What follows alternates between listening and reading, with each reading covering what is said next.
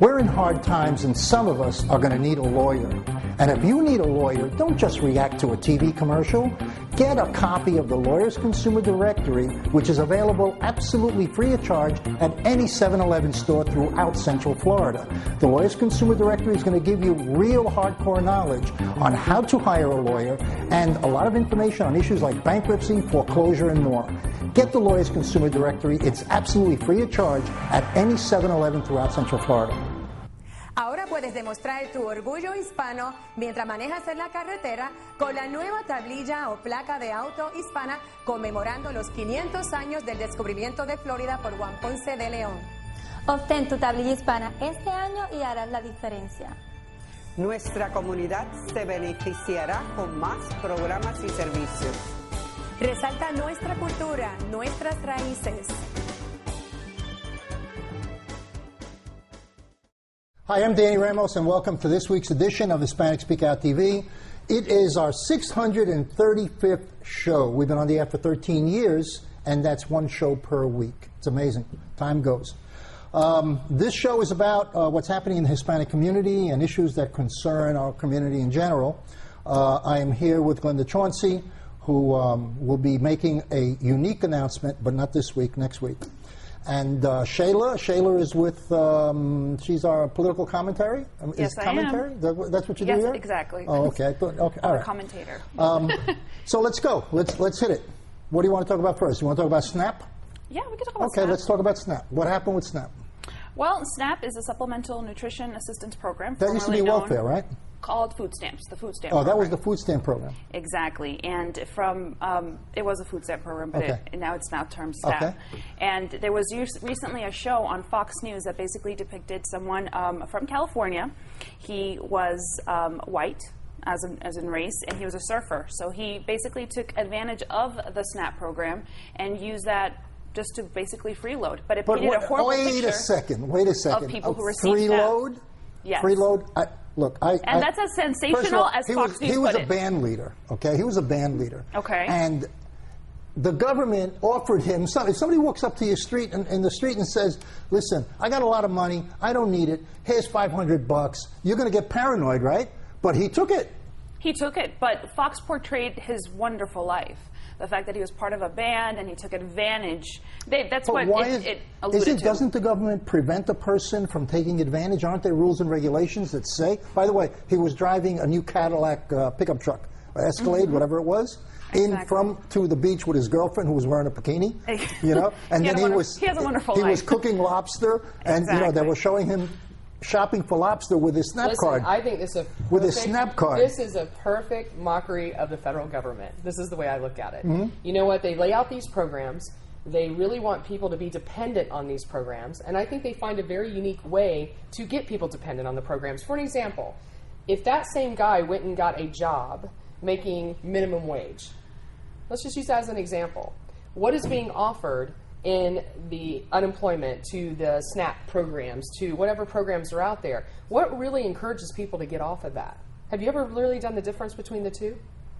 There is a time cap duration, though, and if people need it and they're caught in a hole, the problem, they need food Shayla, stamps. The problem is that nobody is really checking on who needs it and who is ripping off the system. That's right.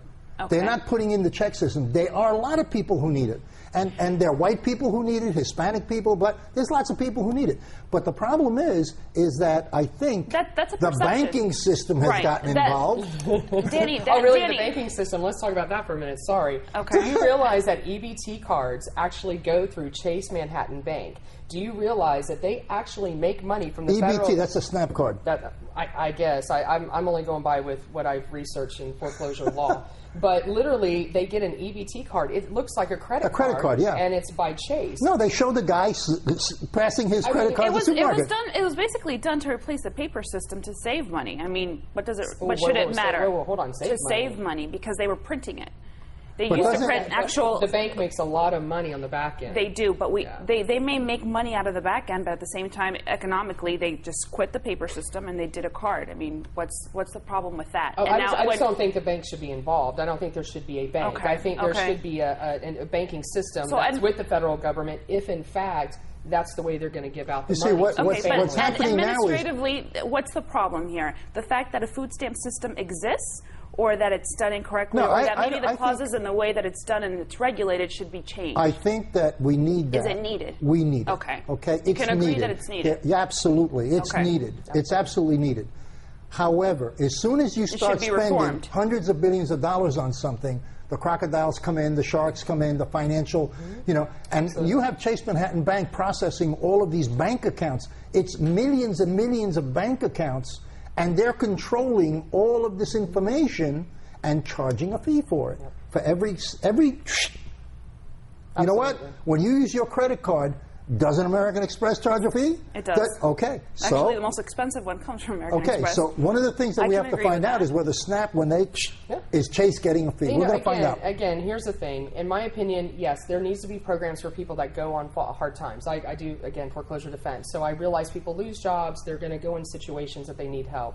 But there is some, there's got to be some accountability of what's really happening in the federal government. They are making people dependent on many things. Encourage people to go out, help them get jobs. I mean, I know people in unemployment, they don't have to make accountability of what they're doing. They There's shouldn't no be comfortable, accountability. right? Because if not, they don't really stimulate the economy. They're I not- believe the number is 13 or 16 states in the United States where a person who's on government subsidy makes more money than if they were working at McDonald's Absolutely. or in a department store. So they don't have that incentive. I think it was either 13 or 16 states, based upon those states' minimum wages, that if you have a SNAP card and then you take advantage of the other stuff that they give you, right. okay, you're making like 40% more than you were making than a person working at McDonald's. It's true. So they don't want to. They don't want to get off. Why should they want to get off? It's Why like that should guy, the white guy who was, So- in his Cadillac driving to the beach, buying Hey, I think lobster he's with smart. his I think with he's his SNAP smart. card. But he's, Good for him. he's one face of it. He's not the face of it, and that's the criticism that was posed upon Fox News. Does this really represent everyone? And that's not the truth. No, And it's needed, right? The I program is think needed. I Should think it be that reformed? I It should. I but think that thing with Fox was complete distortion. right, and There it is was, no and that's why they're criticized. But that the program is needed, it does, and should it be reformed? Okay, but only 1% of those cases, and it's been reported by the Department of Agriculture, actually are frauds. So 1% is a very small number. I mean, compared to other departments like DCF, for example, other departments in the government, it's not as bad. I mean, Well, and that's true, and it's true. that's a All right. another conversation. All right, itself. okay. All right, so you're for SNAP? I'm for with, SNAP. With That image painted. cleaning it up? And what are you? You're against SNAP? No, or I'm you're not for against, it? No, I'm, for I'm really needy definitely people? For people that can show proof that they've got a true hardship and that they really need this assistance. But I also would like to see programs to help them get off of it. There's no Incentives? reason to keep them dependent. All You know we're doing something? is There used to be dependency. programs to get people That's off, and they right. used to give them a time limit to get off. That's right. And they used to have training programs to get that. right. All right, you want to take this check? Bam. Report, and go through a training There is program. no accountability. It's cheaper to send them to a technical school. And that's it why really is. That's why reform is. Reform is absolutely necessary. Yeah, absolutely. Yeah, okay. So what are you going to do about it? Well, What are you going to do about it? What are you going to do about it? I think I asked you that question once before. Here's the thing. I will admit it. I am now officially a registered voter. I became one last Friday for the first time in the history of my life. Well, Do you realize? congratulations. Thank you. Do you realize now they're going to track you? That's you okay. realize you're in Listen, the system. I have been tracked since the day I got into foreclosure law, and I speak my mind about fraud in banks. So listen, I'm already at the hit list already. It's okay. I can handle it. No, let me back away from you. But where's the bullet? I really got to share with you that So how do you feel about that? I actually, for the first time in my life, I feel like I can make a difference. When I went up to D.C. and I did a protest, and I really saw how people can come together. Why did it take you so long to register? Why? Because I honestly did not think in my mind that I would make a difference. Somewhere along the way, I just thought, what is one vote? What is one person's voice? Really, what is it at the end of the day? And then I started the last 4 years really watching the division of people and what's happening and, looking at it going, we really need a new party. We need someone to come in and shift this up a little bit because all we've had is Democrats and Republicans. That's all we've had. I mean, when I went to go register, I'm literally sitting there at the election signing up, and I'm considered a minor party. I'm like, why am I a minor party? How did you discover that? Well, because I'm looking at the registration card, and there was only 2 nice young women behind the counter, and I'm just laughing and joking with them, and I go, why does this say minority down here? And they both looked at me and said, well, because it's not a majority party. And I said, well, what does that mean exactly? Because I'm new at this. I don't want to feel like I'm a minority. I know what it feels like now to be Hispanic or African American. and have a different belief. No, right, but that's when you really know that just one count can make a difference, because in the aggregate, maybe there would be a third party, right? Well, there needs to be a third party. I mean, I believe this is the time listen, that's really going to make a change. the Tea Party was the third party. Well, they're a little, I mean, they're it was a little cuckoo. For okay. me. Look, it doesn't matter, but but you know what?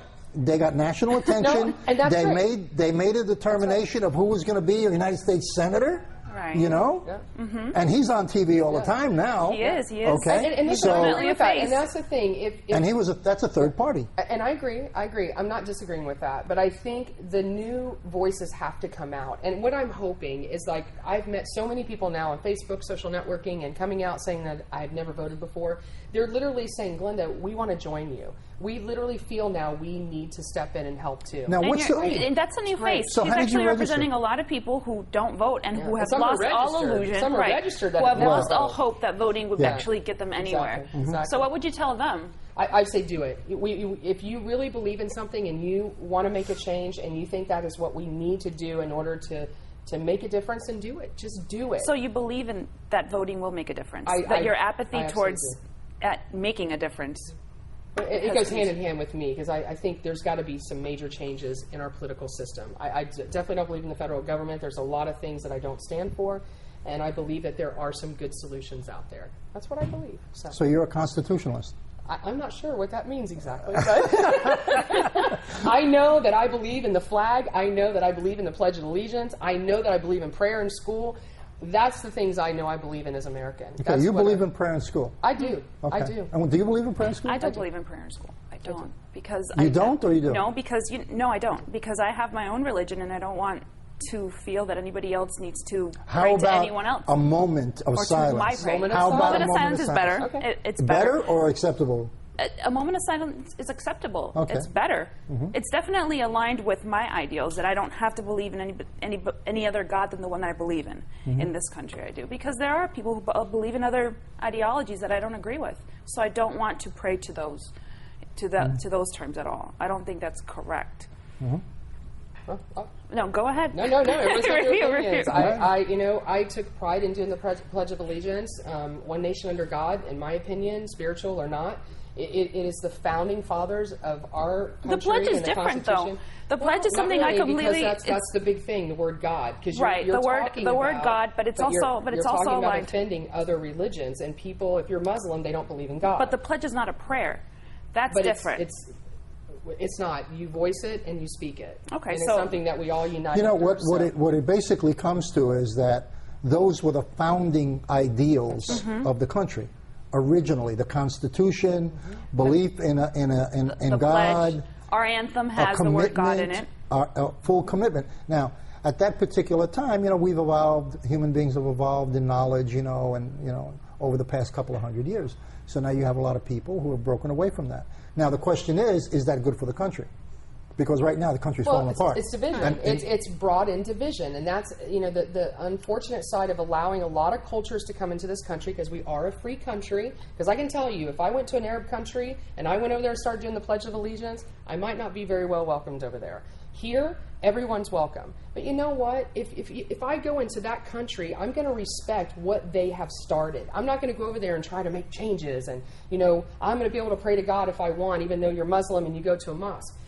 I just don't think that's right. I'm So sorry. are you saying that the diversity is something that you welcome, Yes. but they have to adapt themselves to the system that we have here? Why not? Assimilation. If I went, let me ask you, if I went to a Muslim country and Yeah, I but know... that's not going to work. That's a whole different What? game. No, it's That's not. a whole different No, game. it's not. Yeah, because the foundation is different. The foundation of that country is If I go different. to China and they No, only but she's believe right. in- Our foundation is different. It is. No, So the in- bottom line is, if you're going to come into this country, just adapt to some things. I'm not telling you to change who you are as a person or your religion. I'm not asking you to do that. But don't try to come in my home and say that I have to be a certain way or I have to adapt to you. Do you see what I mean? Yeah, I do. Because I do. If, Are you going to go to the Muslim March in Washington? Why would I go to the Muslim March? Just to check it out. Just to check it out. I'm not a Muslim. I mean, I was married to one, but I'm You must have learned something. Hey, he's from Morocco. At least I have experience. But all I'm saying is, I know when I went to his country and I traveled to that country, I respected them. I didn't go and wear low cut or high skirts that I would wear here. I was very conscious of their beliefs and what was right for their country. But what about prayer, though? Praying. What about it? I mean, as a difference to the pledge, to our anthem that incorporates the word God in it, I mean, I'm completely okay with that because that's tradition. But let's say I didn't believe in God and I believed in Allah. I would definitely find it a little bit offensive to be praying to God in all-out prayer. There are ceremonies out there that I've been in part of associations of different receptions for different entities and groups, and sometimes they'll say a moment of prayer. You know what? To praying to Do God. you know what? Why? Why? What? I mean, and I Not believe why, in God. What? You know what? You know something? We're out of time, okay? Stay tuned for the after the station break, and we have Jose Miranda interviewing Stephen Brown, who will be talking about being arrested. He's a lawyer, and he's going to tell you what to do if you get arrested. Okay, we'll right back. Ahora puedes demostrar tu orgullo hispano mientras manejas en la carretera con la nueva tablilla o placa de auto hispana conmemorando los 500 años del descubrimiento de Florida por Juan Ponce de León. Obtén tu tablilla hispana este año y harás la diferencia. Solo 1,000 se necesitan para hacerla permanente. Su donativo ayudará a estudiantes con becas. Nuestra comunidad se beneficiará con más programas y servicios. Resalta nuestra cultura, nuestras raíces. Demostremos que la unión está a la fuerza. Obtén tu tablilla hispana en el Departamento de Vehículos de Motor más cercano o llama hoy al 321-277-0850.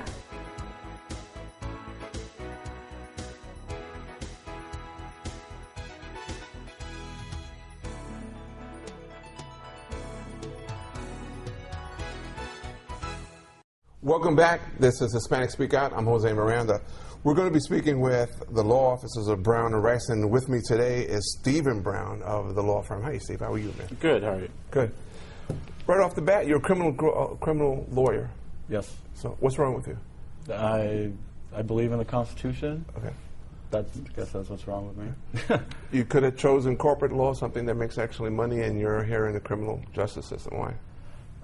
Criminal law is much more exciting. I can't sit behind a desk long enough to be a corporate lawyer. Okay. Now, there's a lot of things going on in the criminal justice system, especially right now with mandatory sentencing on whether it's pharmaceutical drugs or just being caught up with crack or cocaine and stuff like that. What are your views on these things? Well, prescription drug crimes are over-prosecuted, right, and the sentences that go with them are draconian. Just a few pills will get you 3, 15, or 25 years, minimum mandatory, no parole, no probation. Are we talking about dealing or just you having a quantity, or are you talking about both? If you grab 10 pills out of your grandma's medicine cabinet, right, even if you're going to use them yourself, you're going to go to prison for a minimum mandatory sentence. Is that right? Absolutely. Because it's not yours? Yes. Right. Is this a draconian law based on Florida or across the nation? Minimum mandatory sentences are pretty prevalent across the country. Just a couple weeks ago, the Attorney General, Eric Holder, decided to announce that the federal government was not going to pursue them anymore. Okay. Well, then that's a plus. It is for federal crimes, but the state is often slow to respond to such things. Well, we live in Florida. Absolutely. Okay, so it goes without saying we're slightly behind the times. Some people will say if you get busted for drugs and you're going to go to jail, it'll sober you up, it'll help you out. What do you think about that?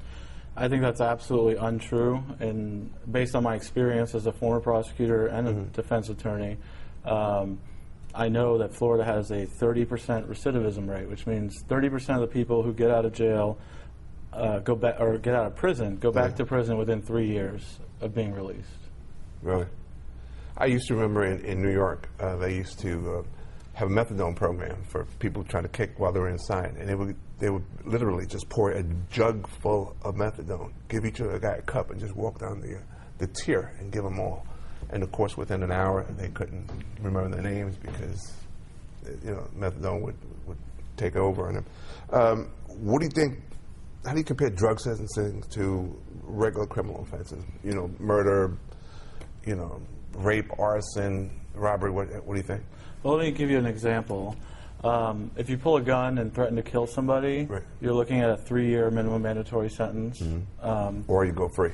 Or you go free. But if you're convicted, it's a minimum of 3 years. Right. If you possess 7 Percocets, you can get 3-year minimum mandatory sentence. Across the board, any state? Just Florida? I'm just talking about Florida law. Florida law. Most states are pretty harsh, but Florida is among the harshest. So do you think, overall, do you think the drug laws are doled out evenly or not? Absolutely not. In Florida, approximately 40% of the population is black or Hispanic, but in the Florida prison system, for drug crimes alone, it's 60% black or Hispanic.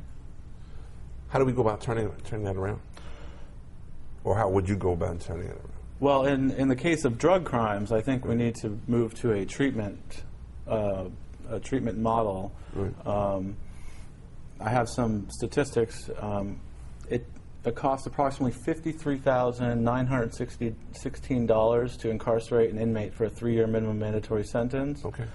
If they were treated and got a minimum wage job, they would contribute $48,609 to the economy in Central Florida. Wow. It's almost the same amount, whether it's the state paying to house them or if they're contributing to the economy.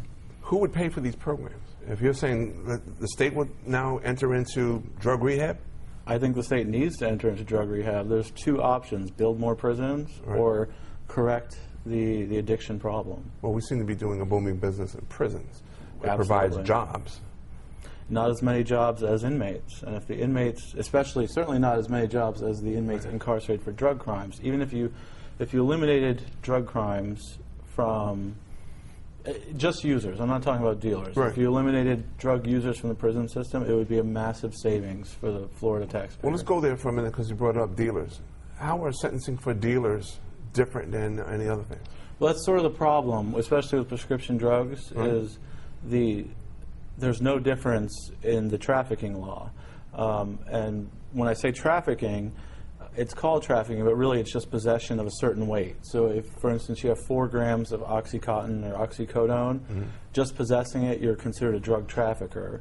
And that's why the law does not separate between the dealers and the users. It just punishes everyone. Now, according to the newspapers and on daily reading, you hardly hear about drugs at all being used in this state. Is it something that's a misnomer, or is it actually going on out there based on the statistics that you've shown us? Absolutely going on. I think the newspapers are not covering it because it's so prevalent in society, especially now with the opioids, which are the oxycodones and hydrocodones, which are the ones that are punished most harshly and the most addictive.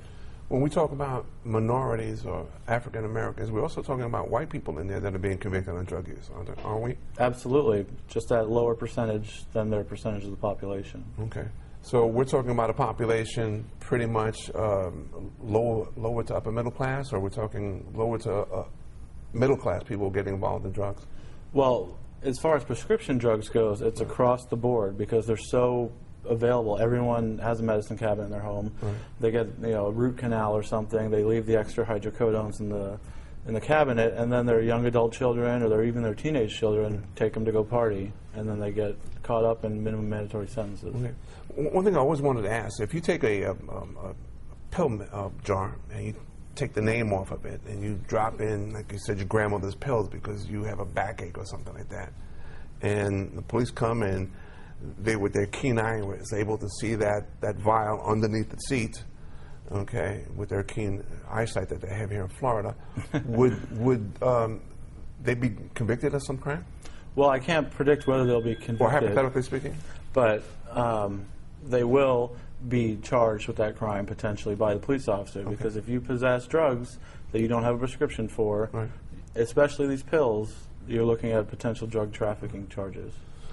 Criminal lawyer, I get arrested for possibly possessing pills and stuff like that. What do I do?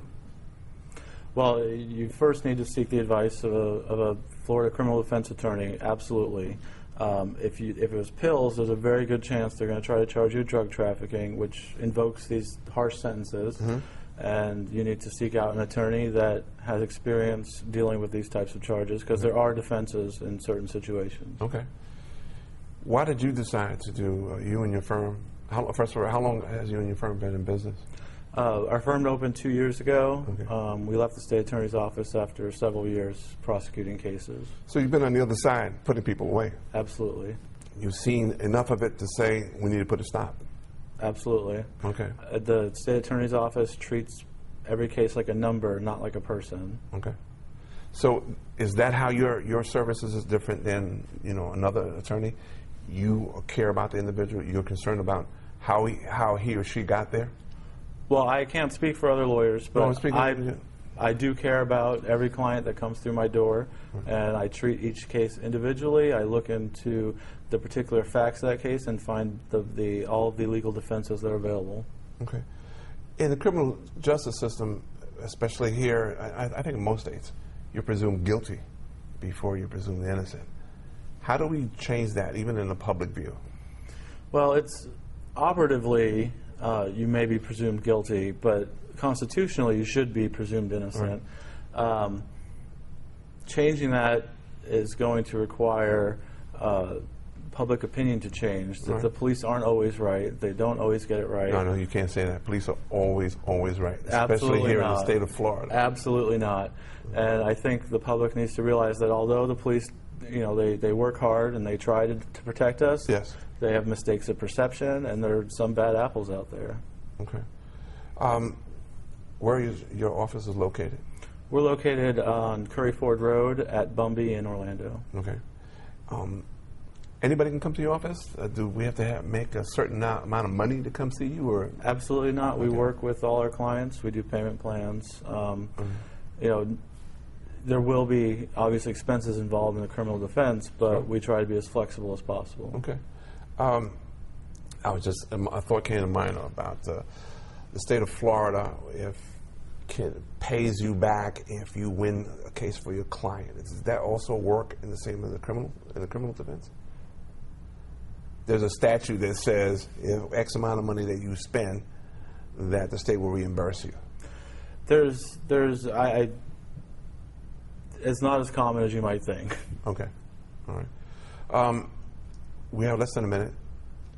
Tell us what you want people out there to know about you and your firm. Well, as far as my firm goes, I want you to understand that we care about Central Florida. We want to make sure that the police get it right every single time. We need to make sure that innocent people never go to prison. Obviously, that's a hefty goal, but that's a goal that's always in the back of our heads. Right. I want to thank you for taking the time out to come in and chat with us. I'd like to have you come back and let's speak more to the criminal side of things, so our audiences are aware of it, and so perhaps we can have you reach out to some of the folks too, if that's on your schedule. Absolutely. Thank you very much for your time. Thank you. I'm Jose Miranda. This is Hispanic Speak Out.